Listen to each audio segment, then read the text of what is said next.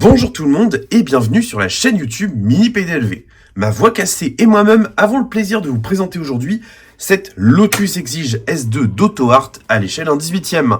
Ça fait 11 ans déjà que je l'ai dans ma collection et comme promis, je vous ressortirai régulièrement des modèles un peu plus anciens que j'ai dans ma collection pour vous les présenter en détail. Comme d'habitude, cette vidéo commence en musique.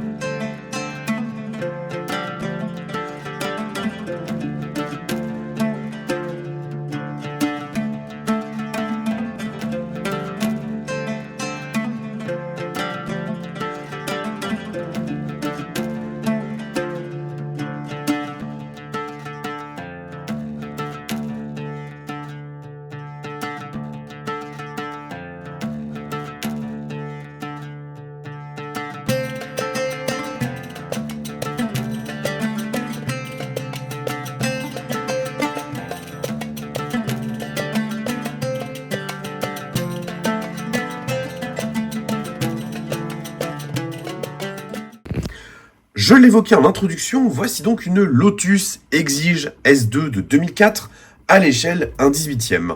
Mais avant de parler de la miniature, revenons sur l'histoire du modèle. L'histoire de Lotus, elle démarre en 1952, quand un certain Colin Chapman décide de fonder la Lotus Engineering Company. Mais en fait, l'histoire de Lotus a même commencé en 1948. C'est durant cette année-là que, depuis un châssis Austin, Colin Chapman a créé la Lotus MK1. Ce modèle-là, il s'inscrivait pleinement dans une expression qui qualifie, plus ou moins encore aujourd'hui, la philosophie Lotus. Cette expression, c'est « light is right ». En gros, la légèreté, c'est bien, ou c'est la clé. En fait, plutôt que de proposer des augmentations de puissance constante, Lotus a favorisé la légèreté.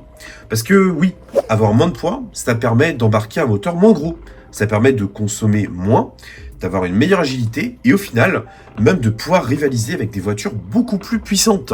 Et c'est ainsi que Lotus s'est forgé une image un petit peu atypique dans le paysage automobile, avec des voitures beaucoup plus compactes, beaucoup plus légères, et pourtant purement efficace et génial à conduire.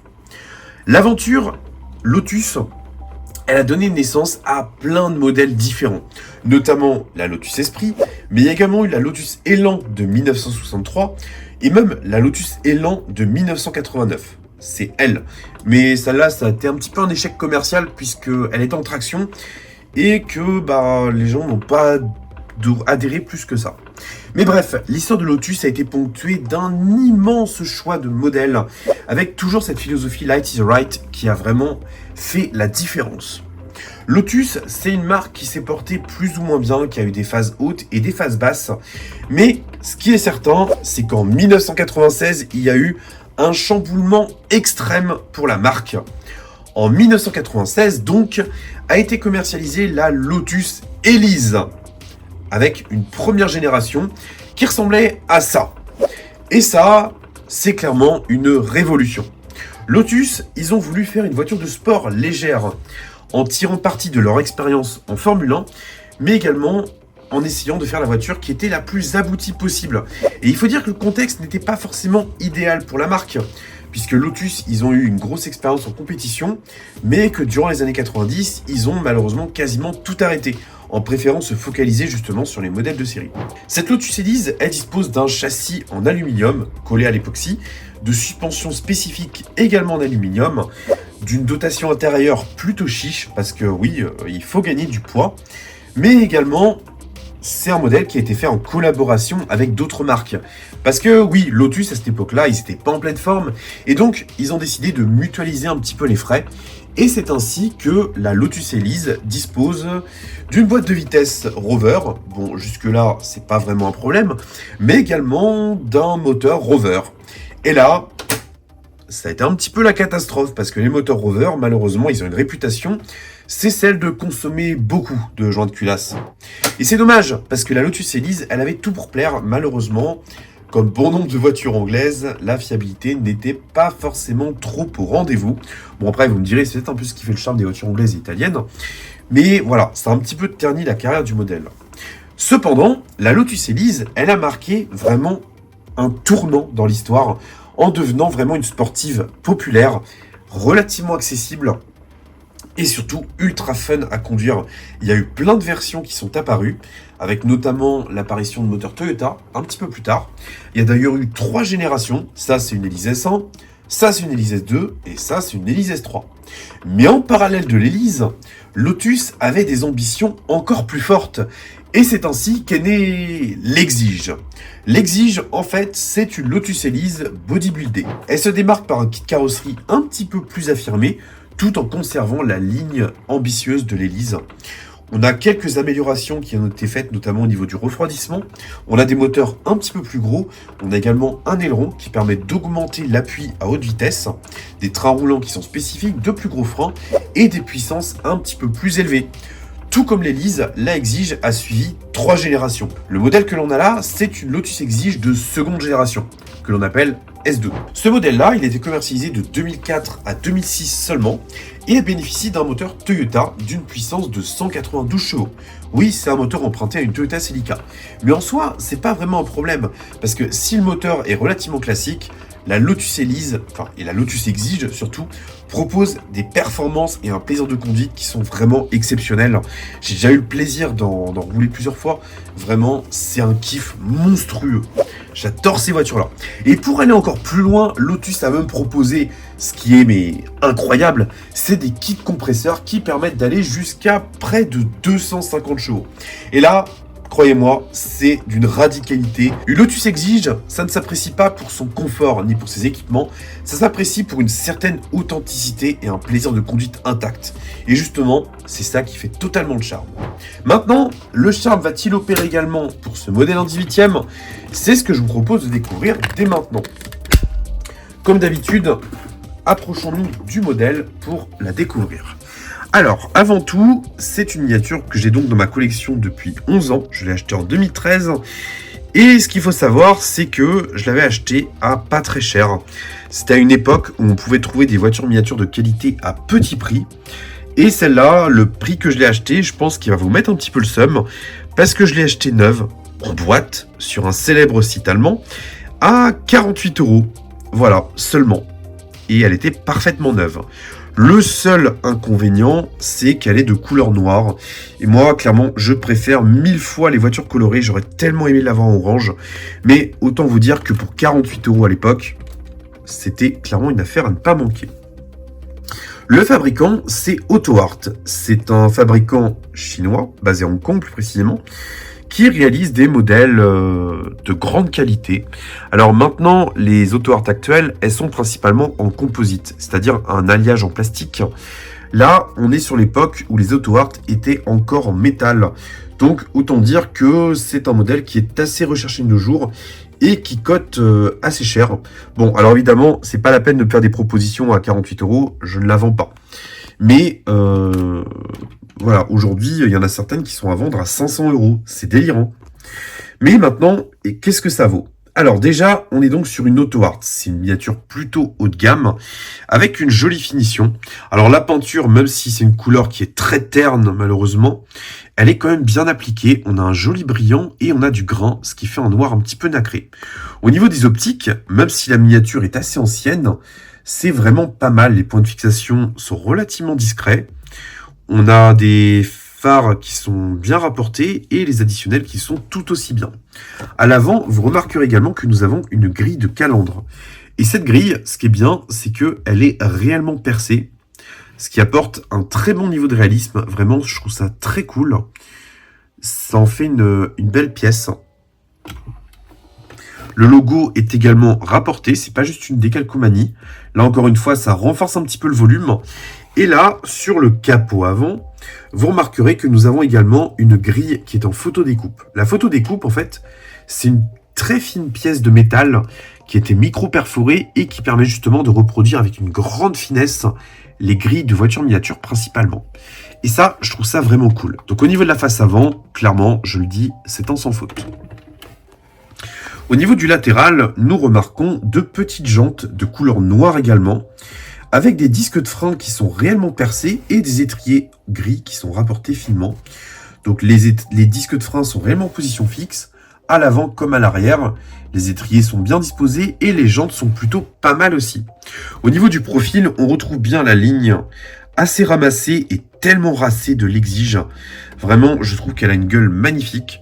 Alors effectivement, je vois que j'ai laissé quelques traces de poussière malheureusement. C'est pas de l'oxydation de peinture, je vous rassure. Mais il faudra que je reprenne un petit peu le nettoyage de cette miniature. On a également les écopes latérales qui ont été bien rapportées et qui sont réellement percées sur les côtés. Donc là, c'était clairement une époque où Autohard pouvait se permettre d'aller assez loin en matière de finition. Et vraiment, c'était une époque merveilleuse. D'ailleurs, j'ai pas mal d'Autohard à vous présenter. La grille de toit qui permet d'acheminer l'air jusqu'à l'arrière est également en photodécoupe. Donc ça, c'est très bien. On a un essuie-glace avant qui est relativement fin aussi, qui prend naissance à la base du pare-brise et qui est légèrement mobile. Nous remarquons également des rétroviseurs qui sont vraiment d'une belle finesse. Vraiment, c'est pas mal du tout. J'ai rien à redire de ce côté-là. Les serrures sont également rapportées, tout comme cette écope-là, donc comme je disais. Et au niveau de la face arrière, et ben là, le bilan est tout aussi positif. Nous avons des optiques qui sont d'une grande finesse, avec une finition soignée, des points de fixation qui sont très discrets. Vraiment, je le dis, c'est un sans faute. Le diffuseur arrière, il est assez menu. Et nous avons également deux petites sorties d'échappement. On a également l'aileron en position fixe sur l'Exige. Et la pièce maîtresse, c'est le cache moteur avec lui aussi plein de pièces en photodécoupe. Là, vraiment, clairement, en matière de réalisme, je le dis, on peut difficilement avoir mieux. En fait, quand on prend la peine de regarder la miniature, on voit vraiment qu'elle a un rendu qui est très fidèle. Vraiment, je trouve ça canon. C'est super joli. C'est vraiment le plus gros reproche que j'ai à faire, c'est vraiment cette couleur qui ne me plaît pas. Mais hormis ça, franchement, c'est un sans faute.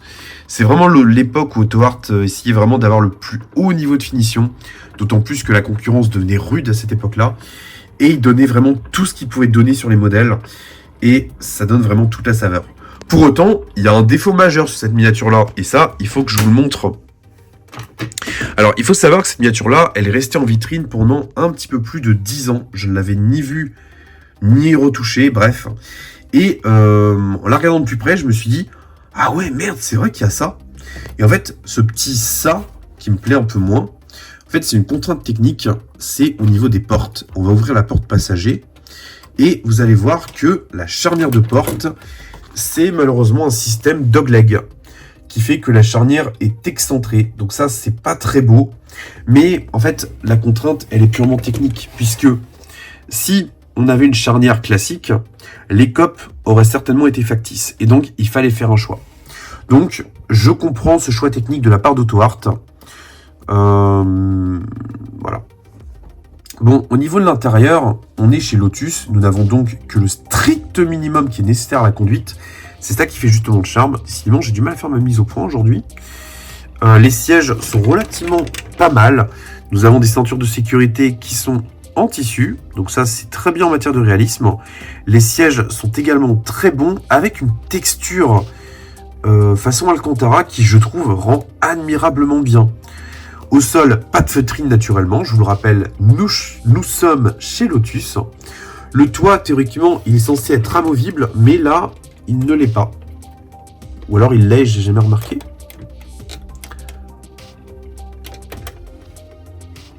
C'est une super question, ça. Non, je pense qu'il est réellement en position fixe. Je me renseignerai quand même. Quand je montrerai la vidéo, s'il est réellement amovible, je ferai une petite update. Mais il faut savoir que les Lotus Exige sont généralement des versions Targa. C'est-à-dire que l'on peut enlever la partie supérieure du toit et la ranger où il y a de la place, c'est-à-dire nulle part. Le volant est également pas mal, les fonds de compteur sont imprimés, les commandes additionnelles sont là, les 3 pédales également, ainsi que le sélecteur de vitesse.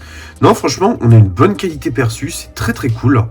Vraiment, c'est une miniature que j'ai toujours beaucoup appréciée. En fait, on conduit vraiment les jambes allongées dans ce genre de modèle-là et ça a tellement de saveur.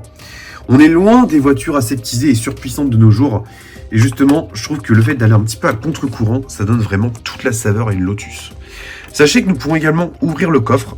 le capot moteur, pardon, et on y découvre un coffre ou alors une boîte à gants qui, elle, est tapissée de feutrine. Donc c'est un revêtement façon moquette qui rend superbement bien. Et là, nous trouvons le petit moteur Toyota de 1,8 litre qui développe 192 chevaux. Ça paraît peu, mais on est sur une voiture de 700 kg. Donc autant dire qu'on a un rapport poids-puissance qui est carrément cool. Le moteur est assez bien fait dans l'ensemble, vraiment. Il y a ce qu'il faut en matière de durite. On a également la vitre qui permet de voir le poste de conduite. Enfin, vraiment, c'est une très bonne surprise. J'ai rien à redire sur la finition de ce modèle-là. Allez, on va clôturer cette petite vidéo. Alors, il faut savoir qu'elle est également sortie dans plusieurs autres coloris. Mais à l'époque, la seule version que l'on pouvait trouver dans cet ordre de prix-là, c'était malheureusement cette version noire. Et c'est la raison pour laquelle je l'avais acheté à l'époque. Est-ce que je regrette? Non. Parce que, honnêtement, je ne mettrais pas plusieurs centaines d'euros dans ce modèle-là de nos jours. Mais si vous avez l'occasion de l'acheter, franchement, faites-le. C'est une très belle pièce. Bon, j'en ai fini. Je vais économiser un petit peu ma voix. J'espère que ce modèle-là vous aura plu. J'aimerais aussi votre retour. Est-ce que vous voulez que je continue à vous présenter des modèles issus de ma collection de quand j'étais jeune, on va dire? Ou alors, est-ce que vous préférez qu'on reste sur des modèles plus actuels, plus accessibles? J'aimerais avoir votre avis sur la question parce que honnêtement, les modèles plutôt haut de gamme, j'ai pas beaucoup de retours en matière de visibilité. Alors je sais que ça fait plaisir à beaucoup d'entre vous et clairement c'est pour ça que je continuerai toujours. Mais c'est plus pour ajuster un petit peu les cadences. J'aimerais avoir un petit peu votre avis sur la question. J'espère en tout cas que cette petite revue vous aura plu. J'aurais aimé faire une vidéo un peu plus longue, mais il faut vraiment que je soulage un petit peu ma voix. Donc j'attends vos retours en commentaire. Dites-moi ce que vous en avez pensé. Moi je vous souhaite un bon dimanche. Profitez bien de cette journée si vous avez la chance d'avoir un petit peu de soleil. Ici c'est pas trop le cas. Et puis moi je vous retrouve très bientôt, notamment dimanche prochain, pour qu'on aborde un sujet assez cool en miniature. Allez, salut!